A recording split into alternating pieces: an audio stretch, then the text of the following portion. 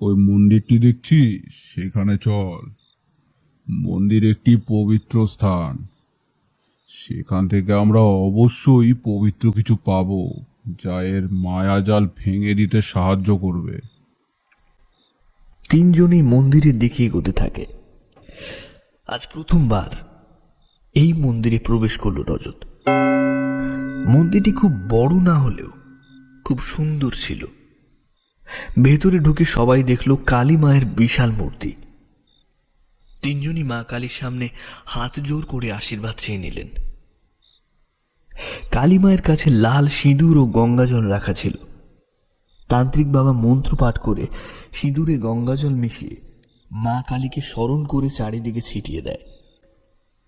সিঁদুর বাতাসে মিশে যাওয়ার সাথে সাথে সব কিছু আবার আগের মতো হয়ে গেল। সবাই মিলে মৃত্যুঞ্জয় বাবুর বাড়িতে গেলেন। চেয়ারে বসে মৃত্যুঞ্জয় বাবু বললেন, বলুন বাবা, রজতকে ওই পিশাচিনীর হাত থেকে কিভাবে বাঁচানো সম্ভব? সেই পিশাচিনী রজতের প্রতি নয়, তার সন্তানের প্রতি আসক্ত। সে শুধু সেই অনাগত সন্তানকে পেতে চায়। সে নিজের শক্তি দিয়ে সেই সন্তানকে বড় করছে। খুব শীঘ্রই সেই সন্তানের জন্ম হবে। আমার যতদূর মনে হয়, এই অমাবস্যায় তার জন্ম হবে। কিন্তু বাবা, এই সন্তানকে মেরে তার লাভ কি হবে?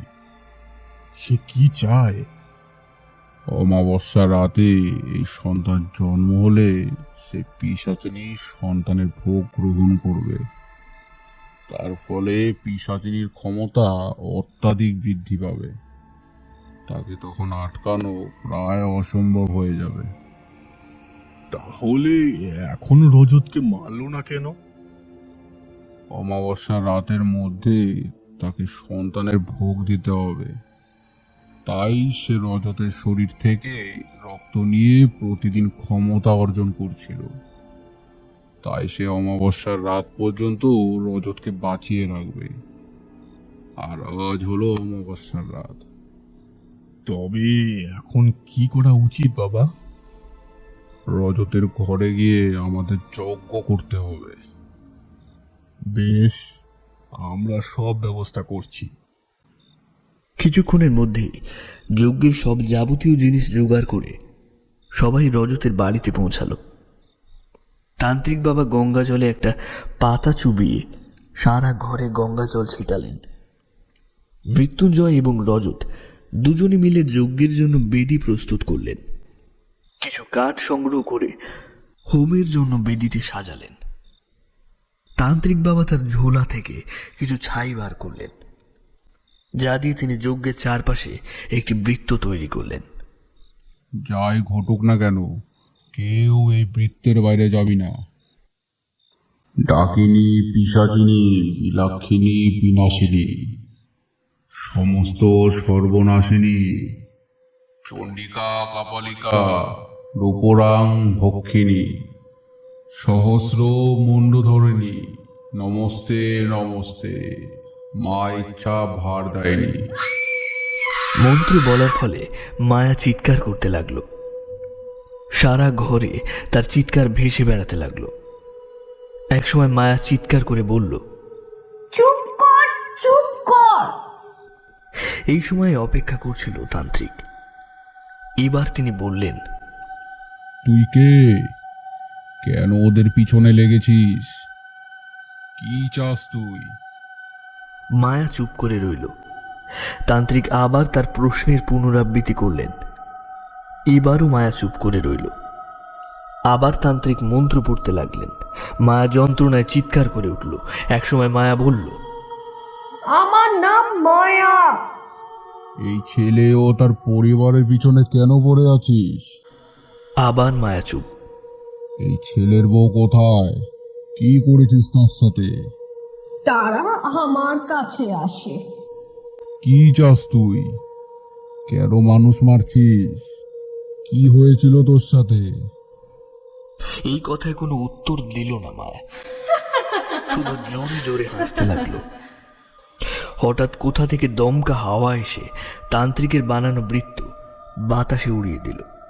সাথে সাথে মায়ের অট্টহাসি সারা ঘরে প্রতিধ্বনিত হতে লাগলো। মৃত্যুঞ্জয় বাবু রজত ভয়ে কাঠ হয়ে দাঁড়িয়েছিল।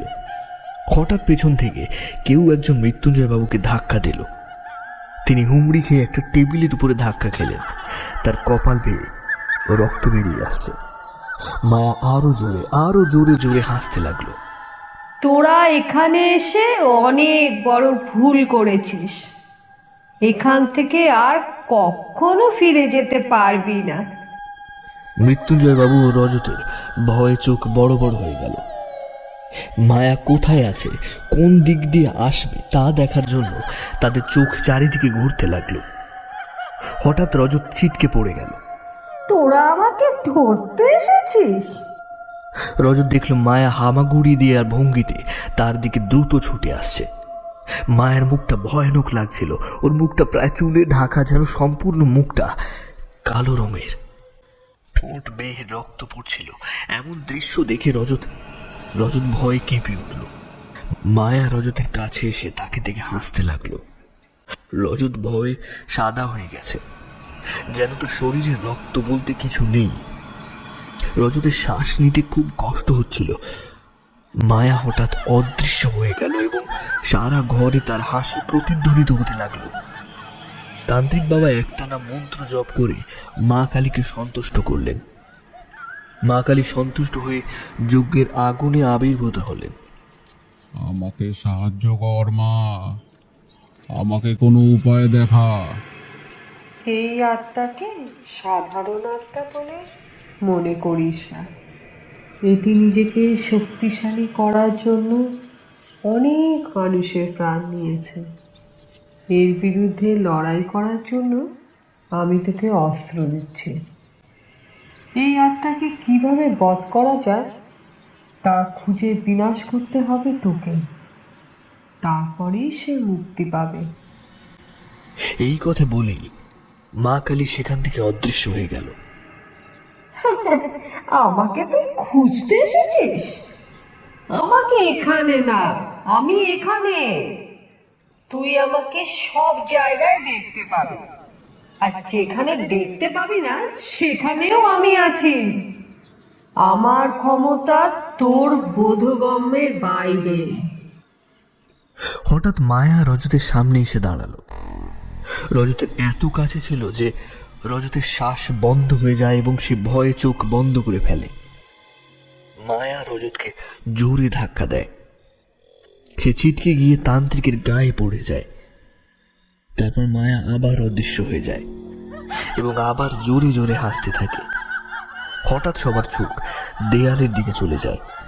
কেউ প্রবল বেগে দেওয়ালে ছুটছে, এত দ্রুত যে বোঝা মুশকিল সে কে। সবার চোখ সে দেওয়ালের চারিপাশে আবদ্ধ ছিল। হঠাৎ মায়া তান্ত্রিকের সামনে এসে পড়ল। তুই আমার কোনো ক্ষতি করতে পারবি না। এই খেলনাটা নিয়ে এখান থেকে চলে যা। এই বলে মায়া জোরে জোরে হাসতে লাগলো। হঠাৎ চুপ করে তান্ত্রিকের দিকে তাকিয়ে বলল, তুই তুই না গেলে আমি তোকে মেরে ফেলবো। থাম, তুই জানিস আমি তোকে আটকাতে পারবো, তোকে বিনাশ করতে পারবো, তাই তুই ভয় পেয়ে গিয়েছিস আর আমাকে এখান থেকে চলে যেতে বলছিস।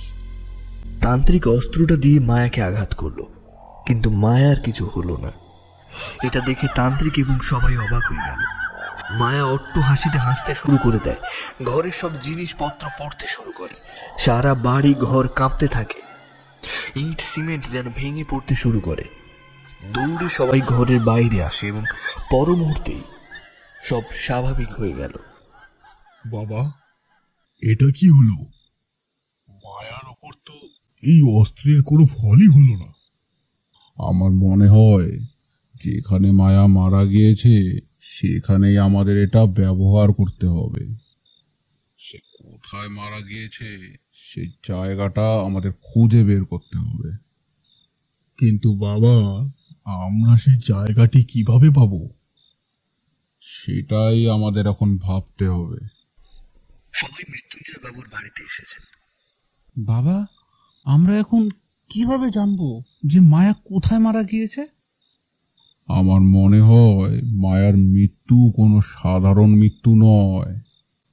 এমনও হতে পারে মায়াকে বলি দেওয়া হয়েছে, আর যার ফলে তার আত্মা শয়তান শক্তিতে পরিণত হয়েছে। বাবা, এটা কি সম্ভব না? আপনি যে বনে ছিলেন সেই বনে মায়াকে বলি দেওয়া হয়েছে? না, এটা ওই বনে হতে পারে না। সে বনে কেউ যদি এই ধরনের বলি প্রদান করত, তাহলে অবশ্যই আমি জানতে পারতাম।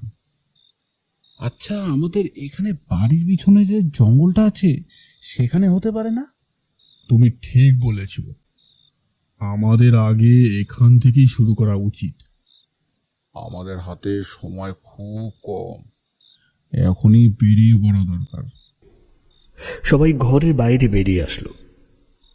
চারিদিকে কালো মেঘে ঢেকে গিয়েছে সারা আকাশ, মনে হয় ঝড় আসতে চলেছে। সবাই একটু দ্রুত এগিয়ে যেতেই দেখলো মন্দির থেকে কেউ একজন দ্রুত গতিতে তাদের দিকে এগিয়ে আসছে। লোকটি মুখে ভয়ের ছাপ স্পষ্ট। তাদের কাছে এসে সে হাঁপাতে হাঁপাতে বলল, সে খুব ভয়ঙ্কর হয়ে গিয়েছে, সে খুব ভয়ঙ্কর হয়ে গিয়েছে। সবাই মিলে তাকে শান্ত করার চেষ্টা করতে লাগলো। লোকটি আবার বলল, আমি জানতাম না, আমি জানতাম না সে এখনো এখানে আছে। আমি জানতাম না, আমি তো ভেবেছিলাম সে মারা গিয়েছে, মারা গিয়েছে, সে মারা গিয়েছে। এই কথাটি শুনে সবার চোখ বড় হয়ে গেল। মৃত্যুঞ্জয়বাবু বললেন, আপনি কার কথা বলছেন? মায়া, মায়া, মায়া। আপনি কি চেনেন তাকে? আর এমন কথাই বা বলছেন কেন? আমার নাম অবিনাশ ঘোষ, আমি আগে এখানেই থাকতাম। আজ আমি একজন সফল ব্যবসায়ী, টেক্সটাইল শিল্পে আমার অনেক নাম হয়েছে। আমি এখানে আসার পর আপনাকে তো কখনো দেখিনি এখানে। আমি আজ থেকে প্রায় 10-12 বছর আগে এখান থেকে চলে যাই। এখানে আর কখনো ফিরে আসিনি আমি। তার মানে মায়া যখন নিখোঁজ হয় তখন আপনি এখানে ছিলেন? হ্যাঁ, তারপরেই আমি এখান থেকে চলে যাই। আপনি কি মায়াকে চিনতেন? প্রথমবার আমি যখন মায়াকে দেখেছিলাম তখন তার বয়স হবে 16-17 বছর, আর আমার বয়স এই 21 বছর। আমি মায়াকে প্রথমবার দেখেই তার প্রেমে পড়ে যাই। তারপর আমি মায়াকে আমার প্রেমের প্রস্তাব দিয়েছিলাম। মায়া আমার প্রস্তাব প্রত্যাখ্যান করে দেয়। আমি তখন ছোট, তাই সে যখন আমার প্রস্তাব প্রত্যাখ্যান করে আমার খুব রাগ উঠে যায়। সেদিন রাগের মাথায় রাস্তা দিয়ে হাঁটছিলাম আমি, হঠাৎ একজন তান্ত্রিক বাবার সাথে আমার দেখা হয়ে যায়। তান্ত্রিক বাবা আমাকে জিজ্ঞেস করলেন আমি কোনো সমস্যায় আছি কিনা। আমি তান্ত্রিক বাবাকে আমার সব কথা বললাম। তান্ত্রিক বাবা আমার কাছে জানতে চাইলেন যে আমি তাকে শিক্ষা দিতে চাই কিনা, মানে মানে মায়াকে শিক্ষা দিতে চাই কিনা। আমার মাথায় তখন প্রচন্ড রাগ। আমি বললাম, হ্যাঁ, আমি ওকে শিক্ষা দিতে চাই। তান্ত্রিক বাবা আমাকে বললেন আমি মায়াকে যে কোনো উপায়ে ওই ওই জঙ্গলে নিয়ে আসি। পেছনের জঙ্গলের দিকে আঙুলের ইশারা করে অবিনাশ দেখায়। তারপর আবার বলতে শুরু করে, আমি আমি আমারও মায়ার সম্পর্কে আমার দুই বন্ধুকে সব বললাম। তারা দুজনেই আমাকে সাহায্য করলো মায়াকে অপহরণ করে জঙ্গলে নিয়ে যেতে। বনের মধ্যে তান্ত্রিক বাবা একটি জায়গায় যজ্ঞের আগুন জ্বালিয়ে আমাদের জন্য অপেক্ষা করছিলেন। আমরা যখন মায়াকে নিয়ে সেখানে পৌঁছালাম, তান্ত্রিক বাবা মায়ার কপালে সিঁদুরের একটা তিলক দিয়ে তাকে বেঁধে ফেলতে বললেন। তান্ত্রিক বাবার কথায় আমি একটু অবাক হলাম। আমি তাকে বললাম, আপনি শুধু মায়াকে এখানে নিয়ে এসে শিক্ষা দেবেন বলেছিলেন, কিন্তু কিন্তু এমন কোনো কিছুর কথা তো বলা হয়নি যে আমরা তার হাত পা বেঁধে এখানে বসিয়ে রাখবো। বাবাজি আমাকে বললেন, হ্যাঁ, তুমি একদম ঠিক বলেছ, এমন কিছু কথা ছিল না। কিন্তু আমি তোমাকে একটা প্রশ্ন করতে চাই, তুমি কি তোমার জীবনে উন্নতি চাও না? ধন সম্পদ, আরাম আয়েশ, খ্যাতি চাও না?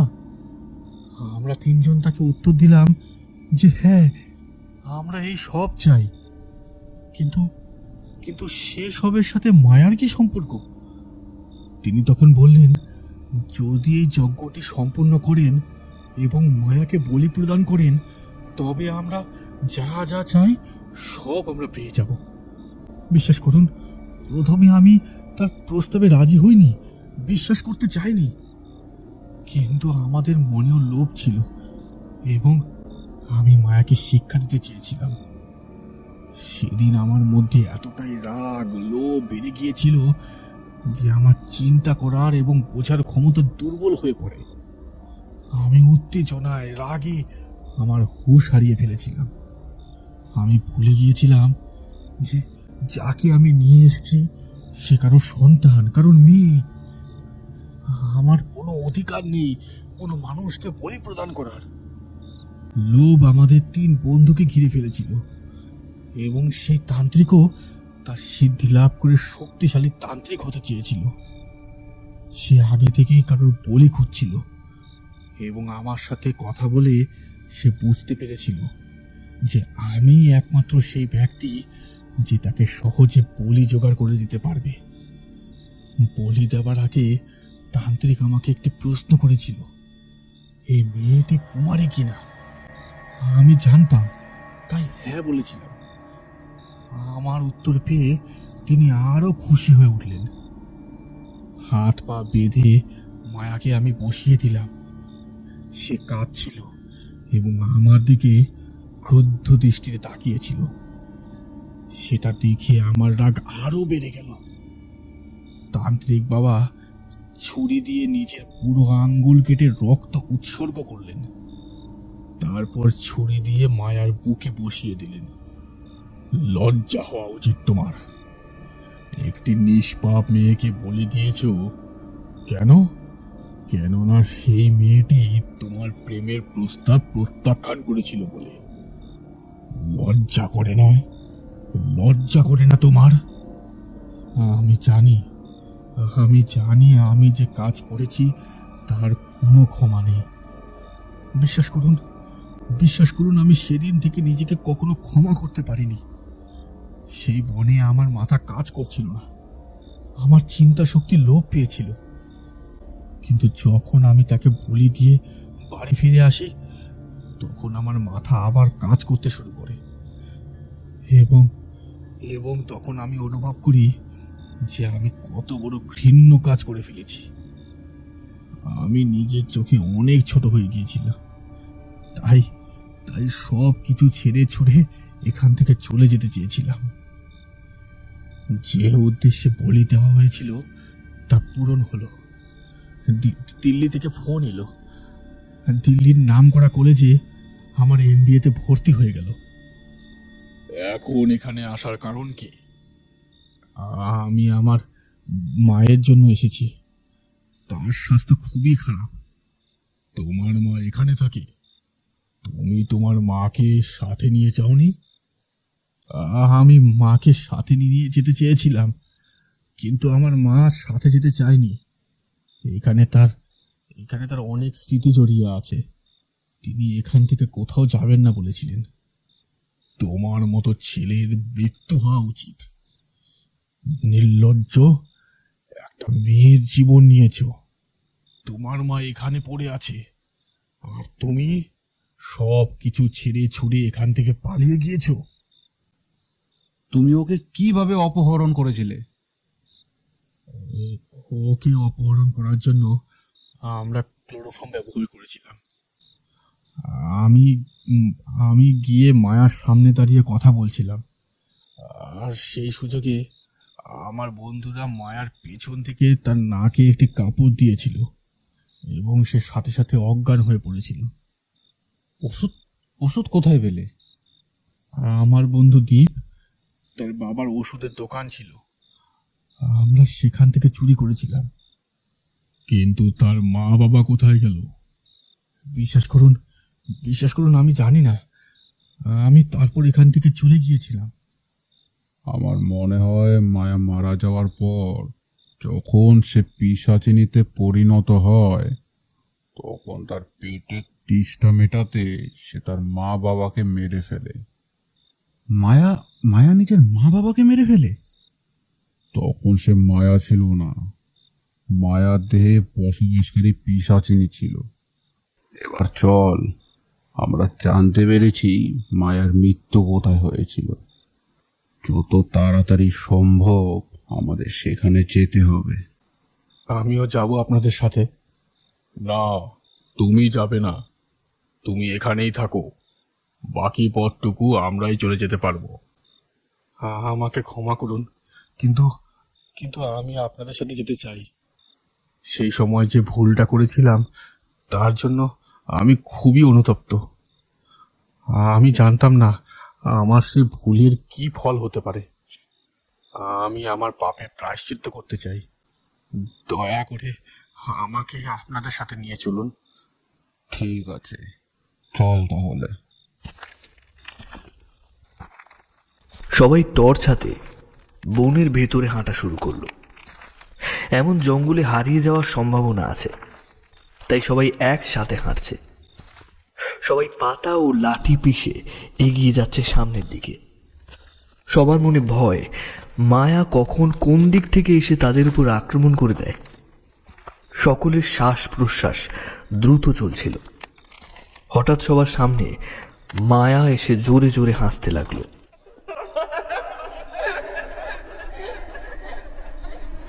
বাহ, একসঙ্গে এত শিকার, এবার মজা হবে। আর কোনো পরিশ্রমই করতে হবে না, তোরা নিজেই আমার ফাঁদে পড়ে গিয়েছিস। ভয়ে রজত পেছনে যাচ্ছিল, হঠাৎ পায়ে হোঁচট খেয়ে পড়ে যায়। পেছনে একটু ঢালু জায়গা ছিল, রজত গড়িয়ে গড়িয়ে অনেকটা নিচে পড়ে যায়। নিজেকে সামনে নিয়ে রজত উঠে দাঁড়াতেই তার চোখ বড় বড় হয়ে গেল। তার শ্বাস প্রশ্বাস দ্রুত চলতে শুরু করলো। রজত দেখতে পেল তার চারপাশে হাড়ের স্তূপ পড়ে আছে এবং সে হাড়ের স্তূপের মাঝখানে দাঁড়িয়ে আছে সে। ওদিকে তান্ত্রিক বাবা তার কুমণ্ডল থেকে অল্প জল বের করে মন্ত্র পড়লেন এবং মায়ার দিকে ছিটিয়ে দিলেন। সাথে সাথে মায়া উধাও হয়ে গেল। এর প্রভাব বেশিক্ষণ থাকবে না, আমাদের শীঘ্রই সে জায়গাটা খুঁজে বের করতে হবে। রজত চোখ বড় বড় করে এদিকে ওদিকে তাকানোর চেষ্টা করে। টর্চের আলোয় এই ঘন জঙ্গলে দেখা খুব কঠিন হয়ে পড়েছিল। একে ঘন অন্ধকার জঙ্গল, তারপর মায়ার আতঙ্ক।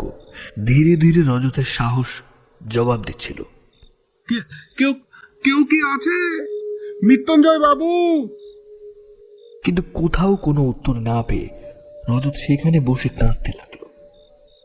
মৃত্যুঞ্জয় বাবু, তান্ত্রিক ও অবিনাশ রজতকে খুঁজছিল। এই ঘন অন্ধকার জঙ্গলে সামান্য টর্চের সাহায্যে কাউকে খুঁজে পাওয়া খুব কঠিন বিষয়। সবাই শুধু ঢালের কথা মাথায় রেখে এগোতে থাকে। একটু পর ঢাল শেষ হয়ে যায়, কিন্তু রজতকে কোথাও দেখা গেল না। তারা আরো একটু এগিয়ে গেল। রজত! রজত! রজত বাবু! রজত বাবু! মৃত্যুঞ্জয় বাবু অবিনাশের কণ্ঠ শুনে রজতের প্রাণে জল এলো।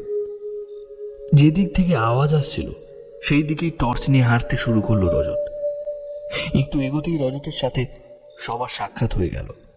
সবার চোখ যায় পড়ে থাকা হাড়ের স্তূপের দিকে। এত মানব কঙ্কাল দেখে সবার চোখগুলো আতঙ্কে ভয়ে বড় বড় হয়ে গেছে। এই এলাকায় অনেক মানুষ নিখোঁজ হয়ে গিয়েছিল শুনেছিলাম। এখন বুঝতে পারছি পুলিশ কেন তাদের কোনো খোঁজ পায়নি। রজত মনে মনে ভাবতে থাকে, এত কঙ্কাল আছে এখানে, তাহলে মায়ার কঙ্কাল নিশ্চয়ই এখানেই আছে।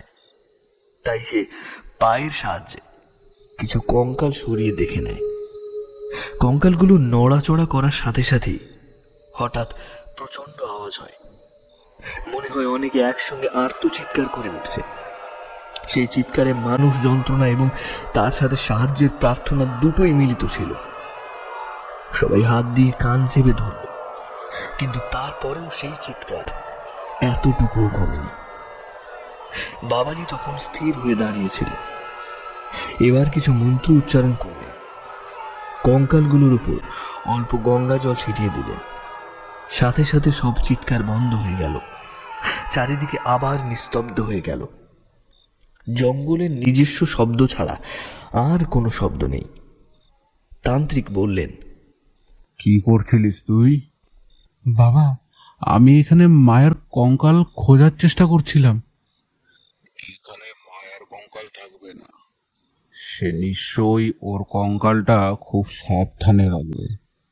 সে জানে আমরা এই জঙ্গলে তার কঙ্কালের জন্যই এসেছি, তাই সে এত সহজে আমাদের সেখানে যেতে দেবে না। তান্ত্রিক আবার মন্ত্র উচ্চারণ করলেন এবং চারিদিকে গঙ্গার জল ছিটিয়ে দিলেন। জল ছিটাতেই যেন একটা অদৃশ্য দেয়াল ভেঙে গেল। দেয়াল সরে যেতেই উঁচু পাথরের উপর একটা কঙ্কাল পড়ে থাকতে দেখল সবাই। এই তো, এটাই মায়ার কঙ্কাল। বাবা, মায়ার কঙ্কাল পেয়েছি। এখন আপনি দ্রুত সেই অস্ত্রটি বের করুন এবং পিশাচিনী মায়াকে শেষ করুন। আমার স্ত্রী এখানেও নেই। বাবা, বাবা, আপনি মায়াকে আবার ডাকুন, ওকে জিজ্ঞাসা করুন নিধি কোথায়। তোরা সবাই কি মনে করিস ওকে মেরে ফেলা এতই সহজ হবে? আর ও নিধির ঠিকানা এত সহজেই বলে দেবে আমাদের? ও জানে আমাদের সবচেয়ে বড় শক্তি হলো ওর সবচেয়ে বড় দুর্বলতা। তাহলে কি করব এখন বাবা? আমরা কিভাবে নিধিকে খুঁজে পাবো আর কিভাবেই বা মায়াকে শেষ করব?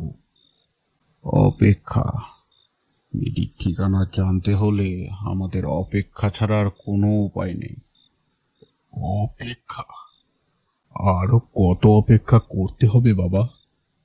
যতক্ষণ না ও আজ নিধির সন্তানকে বলি দেওয়ার জন্য সামনে নিয়ে আসে ততক্ষণ। তার মানে বাবা, আমার নিধি বাঁচবে না? আমি ওকে যে খুব ভালোবাসি বাবা, ওকে ছাড়া আমি থাকবো কি করে? নিধি না থাকলে আমি বেঁচে থেকে কি করব বলুন? আমি কেন এত দূর এলাম যখন আমার নিধি আর থাকবে না? শান্ত হ। শুধু তুই না, আমরাও সবাই এখানে নিধির জন্য এসেছি। নিধির কিছুই হবে না। আমাদের শুধু সেই মুহূর্তের জন্য অপেক্ষা করতে হবে যখন সে নিধিকে বলি দিতে নিয়ে আসবে। কিন্তু তার মানে এই নয় যে আমরা নিধিকে বলি দিতে দেব। এর মানে বাবা, নিধিকে যখন বলি দেওয়ার জন্য সামনে নিয়ে আসবে তখন নিধিকে বাঁচিয়ে মায়াকে মারার শুধু সেই সময়টুকুই পাবো? আমাদের হাতে খুব অল্প সময় থাকবে। সেই সময়ে আমাদের এই দুটো কাজ একসাথে করতে হবে। সবাই সেখানে বসে অপেক্ষা করতে লাগলো। রাত 12টার সময় মায়া আসলো। এতক্ষণ পাথরের পেছনে শুধু জঙ্গল দেখা যাচ্ছিল। এবার সেই জঙ্গলে একটি গাছের সাথে নিধিকে বাঁধা অবস্থায় দেখল সবাই। নিধির পেটে যে শিশুটি 9 মাসের বড় হওয়ার কথা, সেটি এই কয়েক সপ্তাহের মধ্যেই বেড়ে উঠেছে। এই কয়েক সপ্তাহ নিধি অনেক কষ্ট যন্ত্রণা পেয়েছে। সবচেয়ে খারাপ ব্যাপার হলো, নিধি এত কষ্টের মধ্যে ছিল, কিন্তু তার পাশে সেই সময় কেউ ছিল না। নিধি ভাবত রজত হয়তো তাকে এক্ষুনি বাঁচাতে আসবে, কিন্তু তার সাথে সাথে এও মনে হতো রজত তার কাছে আসার আগে মায়া আবার ওকে মেরে ফেলবে না তো। আজ মায়া নিধির সামনে দাঁড়িয়েছিল, কিন্তু রজত আসেনি। নিধি ভাবতে লাগলো আজই হয়তো তার শেষ দিন। আজ তার সব আশা ভেঙে যাবে। আজকের পর থেকে তার কোনো আশা আকাঙ্ক্ষা থাকবে না। তার সন্তানও জন্ম নেওয়ার আগেই আজ এই পৃথিবী ছেড়ে চলে যাবে। এইসব ভাবতে ভাবতে নিধি কেঁদে উঠল। তার চোখ দিয়ে কান্নার অশ্রুধারা নেমে এলো। নিধির শরীরও দুর্বল হয়ে পড়েছিল। এমনিতেই তাকে এত সপ্তাহ ধরে গাছের সাথে বেঁধে রাখা হয়েছিল এবং তারপর এত তাড়াতাড়ি তার ভেতরে এই শিশু বড় হচ্ছিল। নিধি মাথা ঘুরিয়ে অজ্ঞান হয়ে যায়। এই সময় লুকিয়ে থাকা সবাই বেরিয়ে এলো। তাদেরকে দেখে মায়া জোরে জোরে হাসতে লাগলো। তোরা কেউ আমাকে আটকাতে পারবি না, কাউকে বাঁচাতেও পারবি না।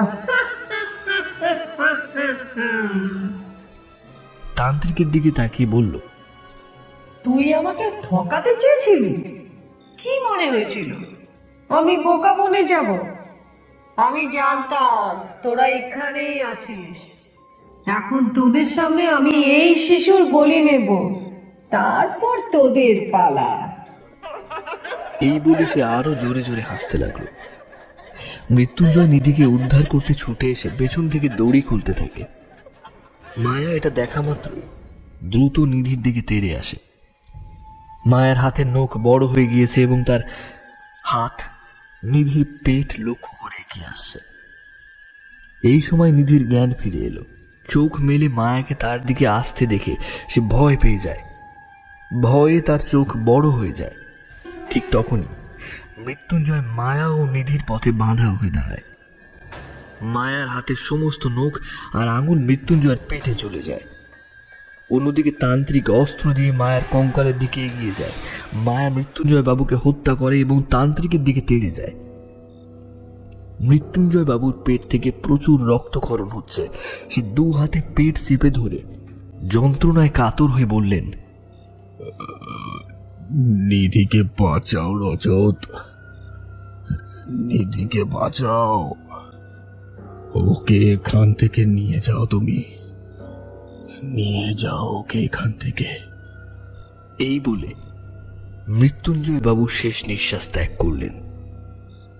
মৃত্যুঞ্জয় বাবুর মৃত্যুর পর অবিনাশের মনে হলো এই সব কিছুর জন্য শুধু সেই দায়ী। সে কখনো নিজেকে ক্ষমা করতে পারবে না। এক জীবন, এক লোভের জন্য সে এতগুলো জীবন নষ্ট করে দিয়েছে। রজত মনে মনে ভাবতে লাগলো তার সাহায্যে আসা মৃত্যুঞ্জয় বাবুর জীবন সে বাঁচাতে পারল না এবং সেই কারণে মনে মনে খুব কষ্ট পেতে লাগলো।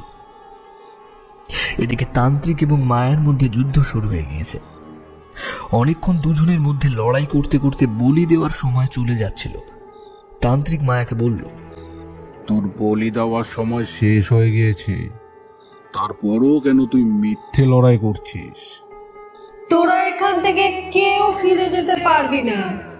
এখন তোরাও এই কঙ্কালের স্তূপের অংশ নিবি। অনেকক্ষণ লড়াই করার পর মায়া যখন অনুভব করলো যে সে তান্ত্রিকের সামনে দাঁড়াতে পারবে না, তখন ছলনা কাজে লাগালো। হঠাৎ সে অদৃশ্য হয়ে গেল। তান্ত্রিকের পেছনে এসে তাকে ধাক্কা দিল। তান্ত্রিক সামনে হুমড়ি খেয়ে পড়লেন এবং তার হাত থেকে অস্ত্রটি মাটিতে পড়ে গেল। অবিনাশ দেখল রজত অস্ত্রটির দিকে ছুটে আসছে।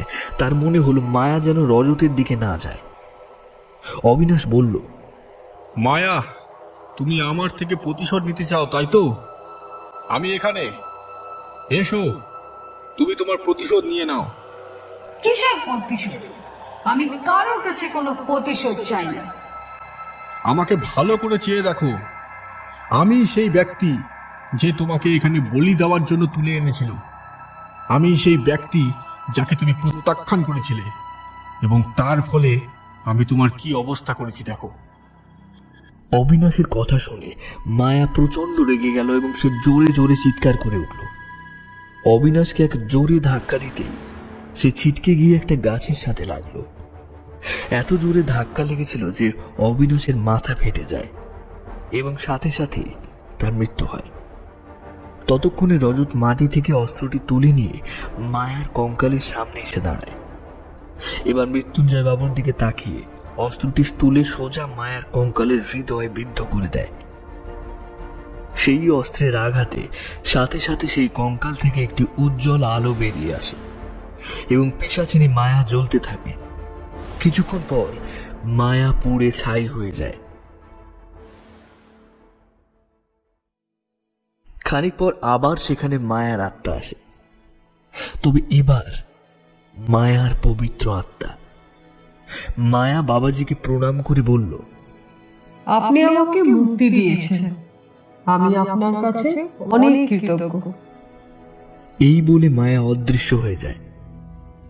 নিধি আবার সেই আগের অবস্থায় ফিরে এলো। মায়ার জন্য নিধির পেটে যে সন্তান বড় হয়ে গিয়েছিল সেটি আবার আগের মতো হয়ে গেল।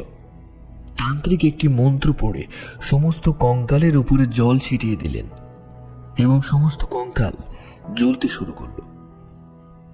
7 মাস পরে নিধি একটি ছোট্ট মেয়ের জন্ম দেয়। মেয়েকে দেখে রজত হাসল। তার মুখ থেকে বেরিয়ে এলো মায়া।